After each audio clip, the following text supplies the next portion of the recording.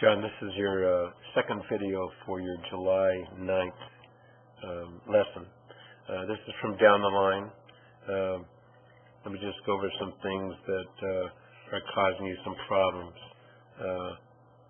You got the club outside your hands here, which it's not that big a deal. No great shakes.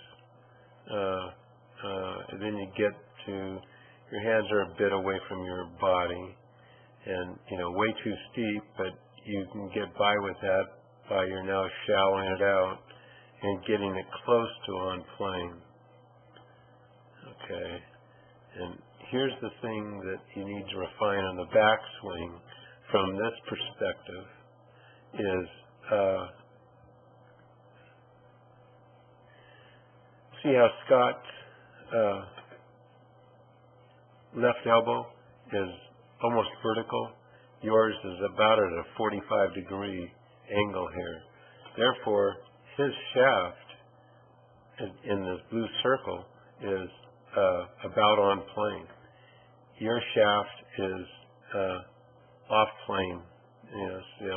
Here it is in the blue circle, and it's not close to on plane. Now, when you start down, the good news is you got a good shoulder tilt. The left cheek is back against the wall. You made a good lower body rotation, so there's a lot of good things. Now, when you start down, this floating elbow never gets to your side. See, it's down here. It's still floating. It's actually behind you. So print out this picture and get more like Scott in your mirror. But see what happens with that floating elbow. That club chases out ahead of your hands. See, your elbow is still away from your side. And look at this guy. Bam. His elbow is right against his side. Now he gets into this power slot here. And you've got the club outside this little corridor, and it's off plane. See, he's right on plane. Now he just gets it. He gets it right to here, and he just turns through. Now, this outside move is preventing you from clearing your right hip. See this white blur outside your hands? That's the club face. Here are your hands. Here's it out here. So the club will essentially, you can see it. It's outside the ball. So you're set up for a pull. So you're signaling your body you're going to do a lift and flip. Now watch, you kind of stand up, so there's no lower body, there's no left shoulder release through it. Mainly because you got the hip in the way. Because you came in too steep and you're trying to save it. Now watch when he comes down.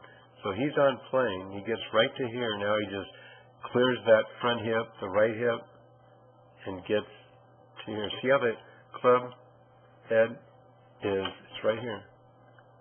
It's inside his hands.